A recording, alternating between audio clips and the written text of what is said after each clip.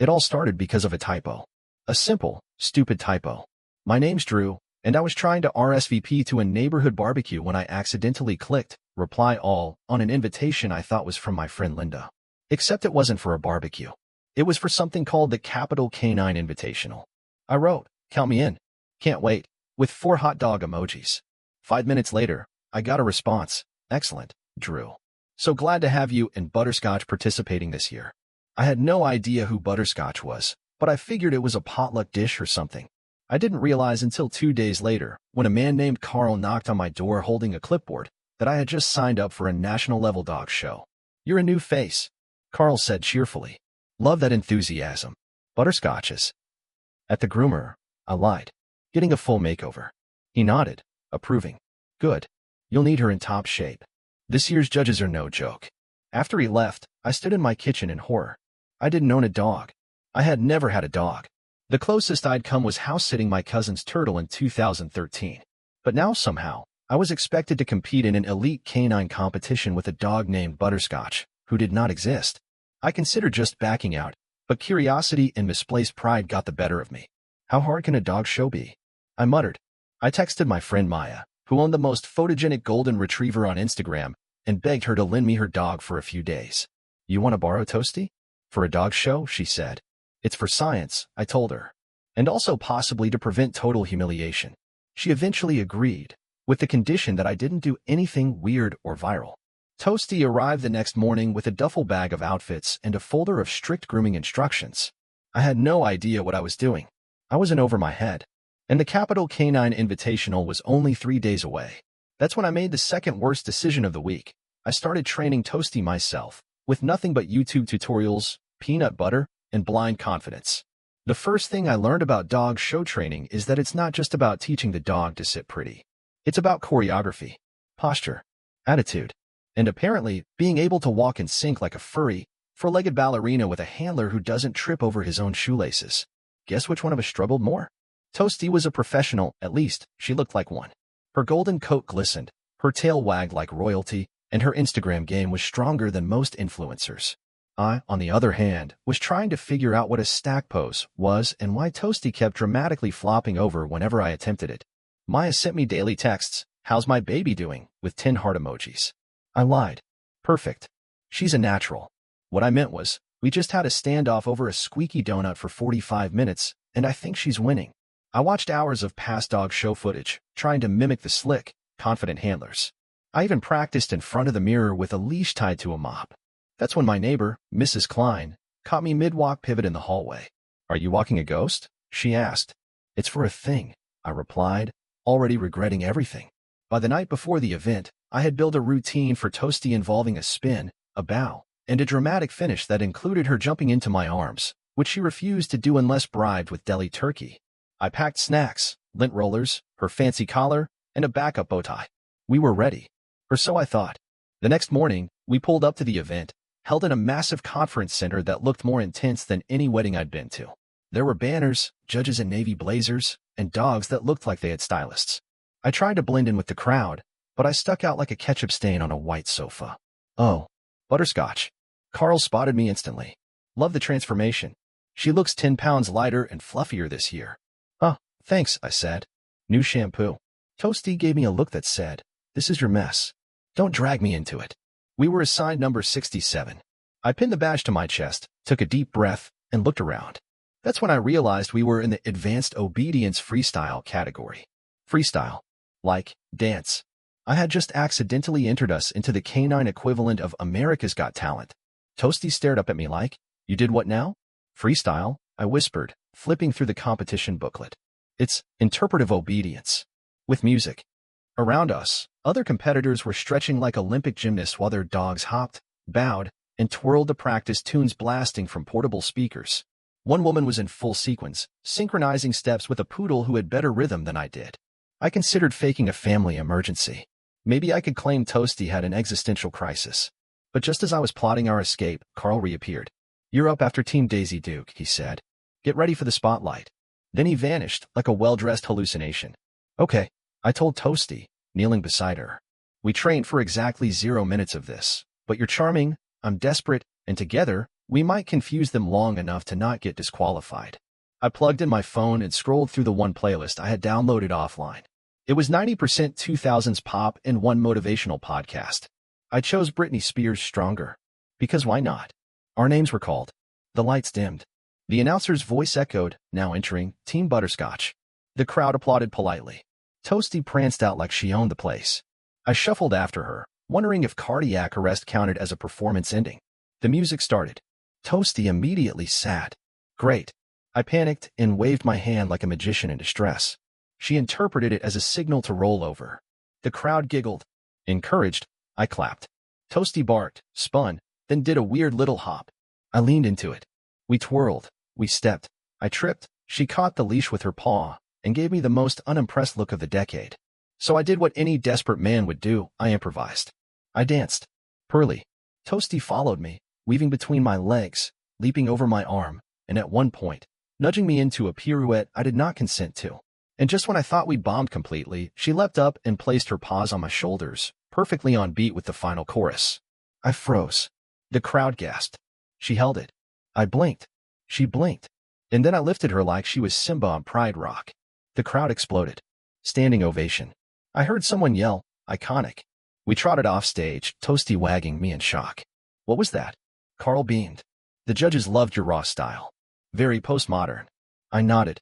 That's what we were going for. And then came the real surprise. A man in a headset approached and said, You've been selected for the finals. Tomorrow. National stage. I stood there blinking like someone had just asked if I wanted fries with my Nobel Prize. The finals. I repeated. National stage? Yes, the man said, checking his clipboard. You and Butterscotch were a wild card crowd favorite. Final showcase is tomorrow, streamed online. Big exposure. Don't be late. Then he rushed off, headset flopping. Toasty sat down and yawned like we hadn't just been accidentally launched into canine stardom.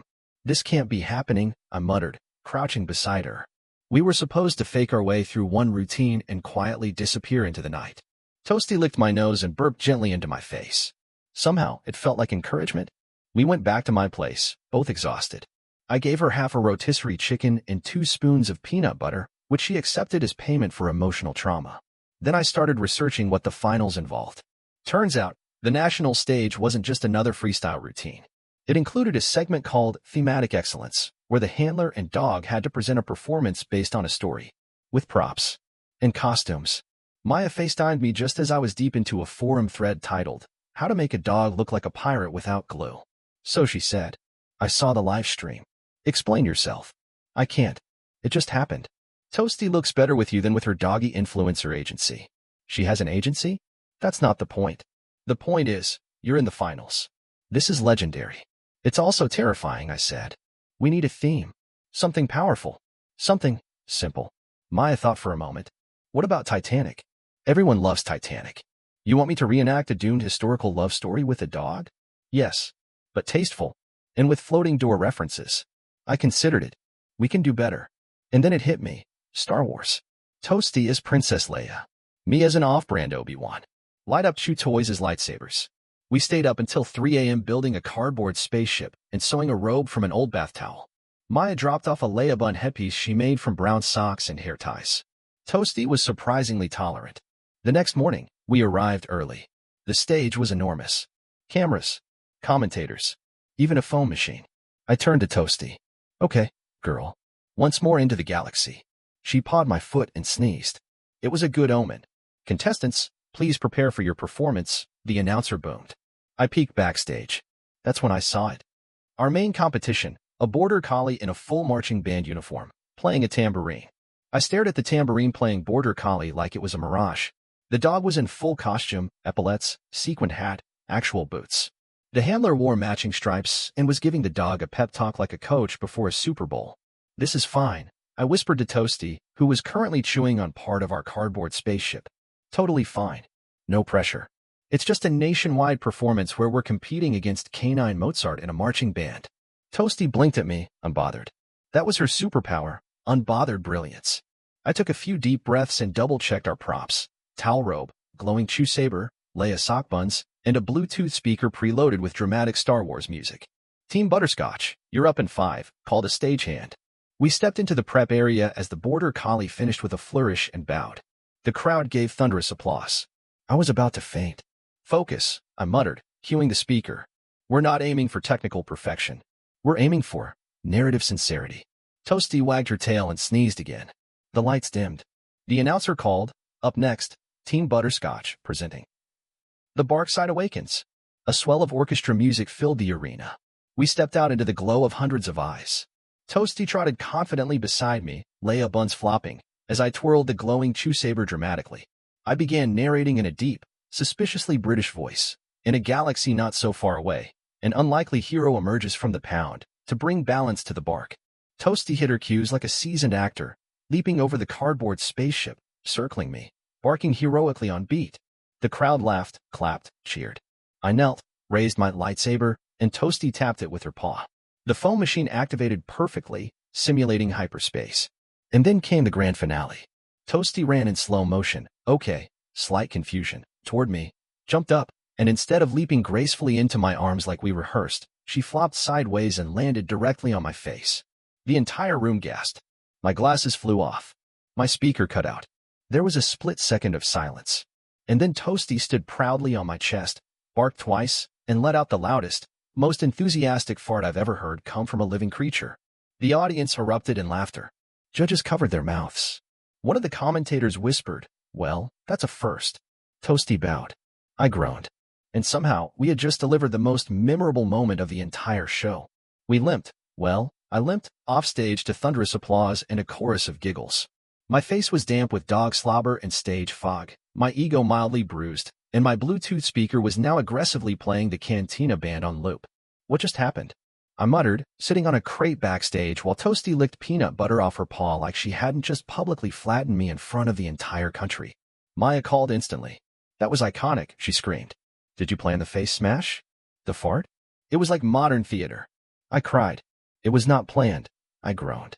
Toasty made her own artistic choices. She was still wagging her tail like she'd just won an Oscar. Honestly, maybe she had. A judge came over, tears still in her eyes from laughing. "Unorthodox," she said, "but absolutely unforgettable." Another added, "That comedic timing? That was deliberate, right?" "Absolutely," I lied. "We've been working on the fart finale for weeks." "Brilliant," she whispered, jotting notes. "Borderline performance art." As we waited for final scores, the other contestants gave us odd looks, half confused, half impressed. The tambourine collie bowed at Toasty like a knight knighting a fellow noble.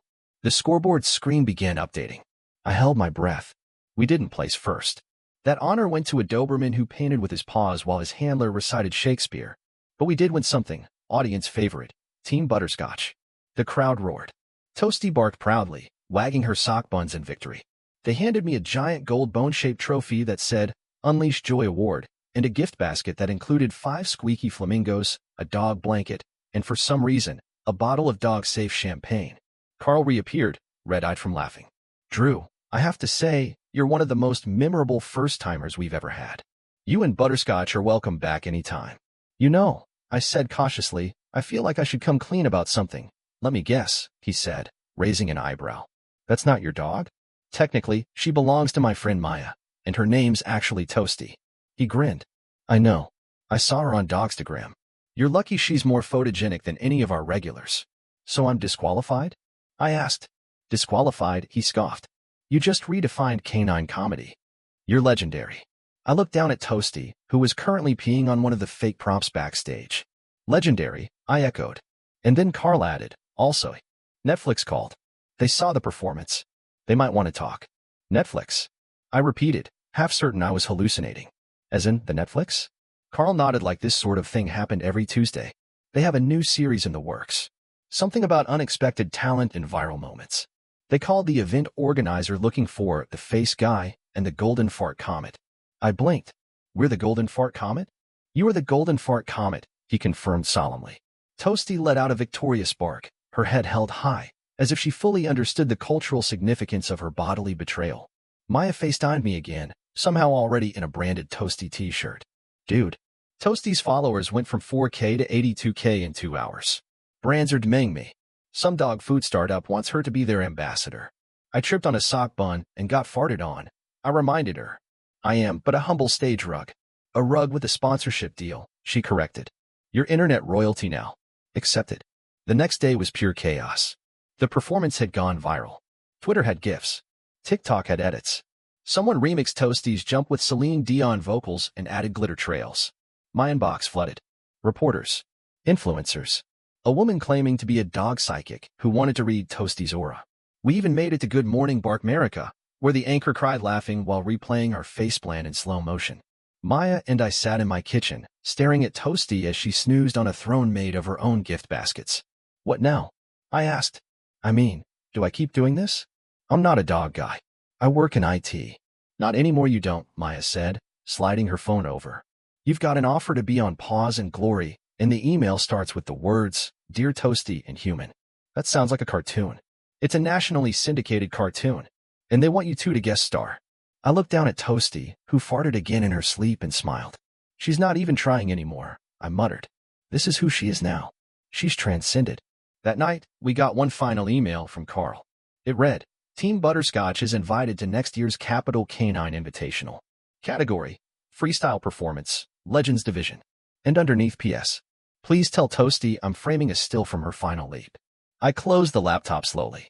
This whole thing had started with a typo. A barbecue invitation. And now somehow, I was the co-star of an accidental comedy dog empire. A week after the dog show, my life officially stopped making sense. I went from the guy who rebooted the office Wi-Fi to the man who danced with a farting dog in front of 3.4 million people. Strangers recognized me at the grocery store. You're the Toasty guy, they'd say as I awkwardly tried to choose non-judgmental hummus. I got invited to judge a regional pet talent show. A bakery sent me cookies shaped like golden retrievers with my face on them.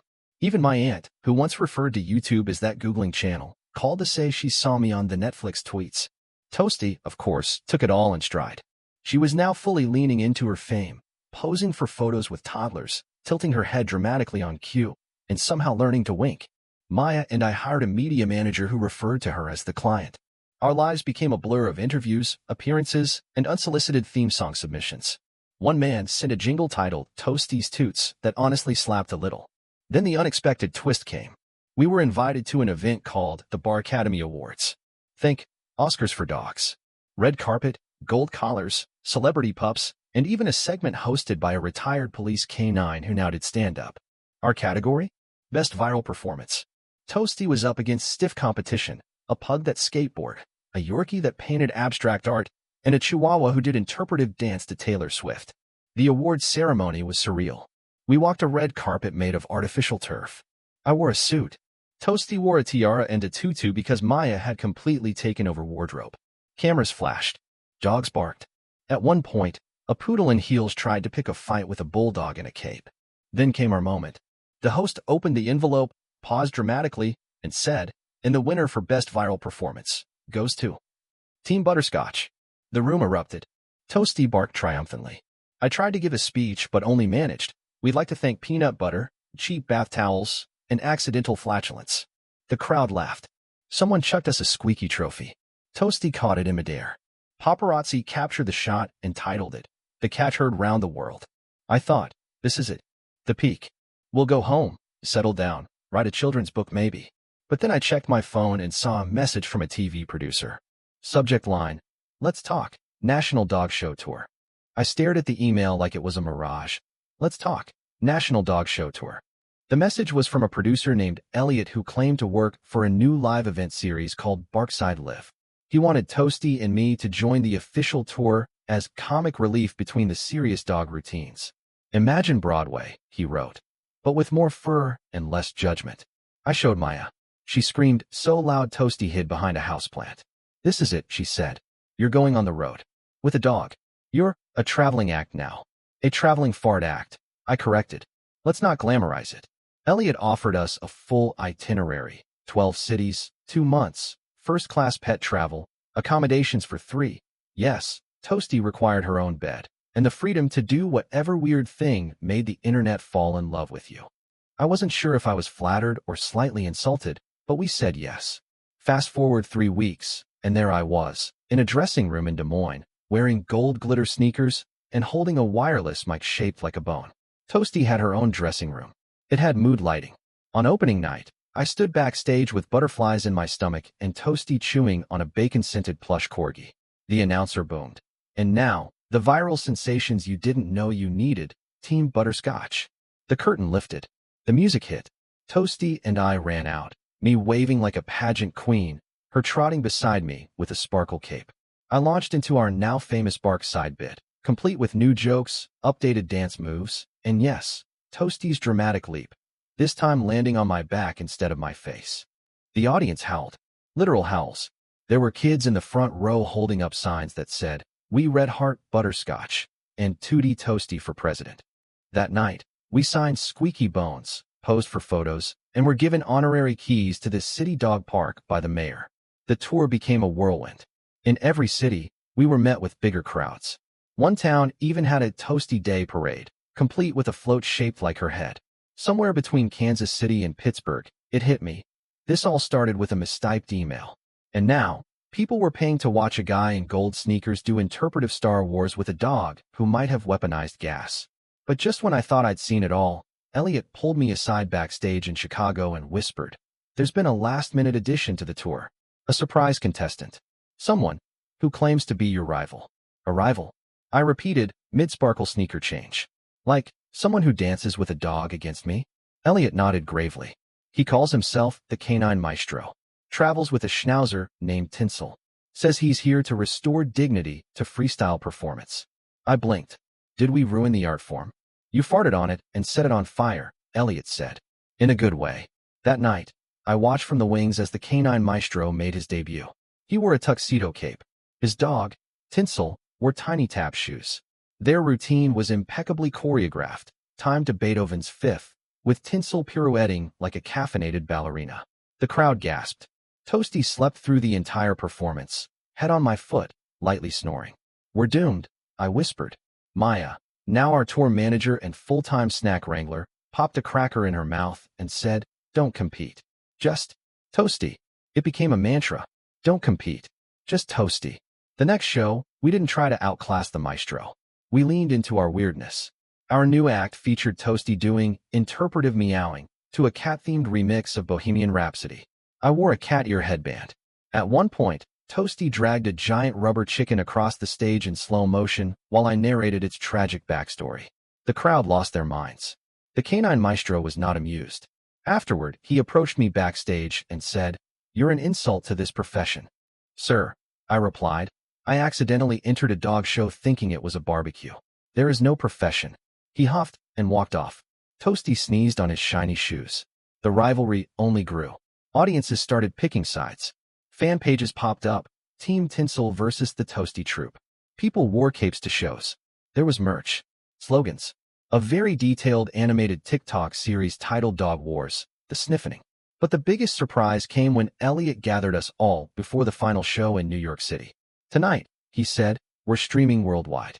Highest rated act of the tour wins a $50,000 donation to the animal rescue of their choice. And a cover story in Pawformers Weekly." Suddenly, it wasn't just fun anymore. It was personal. I looked at Toasty. She looked at me. Maya handed us both matching sweatbands. "Let's get weird," she said. The stage in New York was massive. LED walls, smoke machines, a light crew that took themselves very seriously. Backstage was buzzing with nerves, sequins, and the distant sound of a pug screaming into a glitter microphone. It was part of an avant-garde number, apparently. Toasty and I stretched, mostly for dramatic effect. Maya adjusted her headset like a battlefield commander. "You've got 7 minutes. No more. No less. The world is watching. Don't overthink. Do what you always do. Make him laugh, then make him feel something, then make him laugh again, ideally with a well-timed fart." "Very specific," I said. "We have a brand," she replied. The Canine Maestro went first. His set? A Shakespearean tribute involving a tiny throne, fog effects, and Tinsel dying dramatically to a string quartet. It was genuinely beautiful. The crowd clapped respectfully. One woman wept into her hot dog. Then it was our turn. "Now," boomed the announcer. "The final performance of the night, Team Butterscotch." The lights dimmed. Our music started, a remixed ballad of Eye of the Tiger and Let It Go. Don't ask. Toasty emerged in a glitter cape with tiny boxing gloves velcroed to her front paws. I wore a bathrobe and carried a foam sword labeled Confidence. We launched into our most chaotic routine yet. Interpretive tail wagging, synchronized rolling, a fake fight with a plush squirrel, and finally, a slow-motion reenactment of Toasty defeating her fears, represented by a vacuum cleaner dressed as a dragon. The crowd screamed. Mid-routine, Toasty paused, barked twice, and leapt onto a platform we hadn't rehearsed with. She stood there, paws high, wind machine blasting her ears back like Beyoncé. I couldn't breathe. She looked majestic. Angelic. Gassy. I whispered, "Please, not now." She looked down at me, smiled. Then, yes, again, let out the most theatrical toot in showbiz history. The crowd went feral. It echoed. The echo had reverb. Confetti cannons exploded. One of the judges fell out of her chair laughing. We finished with our signature move, Toasty jumping into my arms, and me collapsing under her like the elegant pancake I am. Blackout. Silence. Then the roar. Thunderous applause. A standing ovation. The canine maestro, visibly seething, dropped his monocle and stormed out. Maya met us backstage with tears in her eyes. That was so stupid. And so brilliant. I checked my phone. The streaming numbers were climbing, fast. The voting window opened, then closed. 10 minutes later, Elliot ran out of the wings waving a clipboard and yelling, "It's official. You won." The moment was surreal. The crowd still cheering, confetti still drifting down like we were in some sort of fever dream ticker tape parade for the world's weirdest underdog story, pun aggressively intended. Toasty licked my cheek, totally unfazed by the life-changing news. "You just won $50,000, I whispered. "And you still have glitter on your butt." Elliot stormed the stage, red-faced and ecstatic. "Ladies and gentlemen, Team Butterscotch has officially been crowned this year's Barkside Live champions." Flashbulbs exploded. A giant novelty check was wheeled out, followed by a golden dog bowl trophy that looked suspiciously like it had been spray-painted 5 minutes earlier. Maya joined us on stage, crying and laughing while holding a bouquet of liver-flavored biscuits. "Where's the donation going?" Elliot asked. I didn't hesitate. The local rescue where Toasty was adopted. The real Butterscotch deserves a legacy. The crowd melted. Even the canine maestro, who had dramatically reappeared in the wings wrapped in a velvet cape, gave a single slow clap before disappearing into the mist like a defeated Broadway villain. After the show, our dressing room was flooded with cameras, fans, and one guy who claimed Toasty had healed his social anxiety through digital screen energy. We politely asked him to leave. The next day, headlines rolled in. The dog who danced into America's heart and its nose. Team Butterscotch's journey from mistake to masterpiece. And my personal favorite. IT guy accidentally becomes furry Beyoncé. Netflix reached out again. This time, they weren't joking. They offered us a limited docuseries deal. Leash of Glory, The Toasty Tales. We said yes, obviously. The contract included chew toy licensing rights and one executive producer credit for Maya, who insisted it read Chief Marketing Officer. Over the next few months, our lives transformed. We toured more cities, launched a line of matching sweatshirts, even did a halftime show at a minor league baseball game that ended with Toasty stealing a base, literally. But the real twist came a year later, when I received another email. Subject, Capital Canine Invitational, VIP Invitation. Carl had written, "This time, it's not a mistake. Come back." As a judge, I stared at the screen, then turned to Toasty, who was snoring with a paw over her eyes. I whispered, "We started with a wrong RSVP and ended up rewriting the entire show." She didn't answer, but she did fart. Loudly.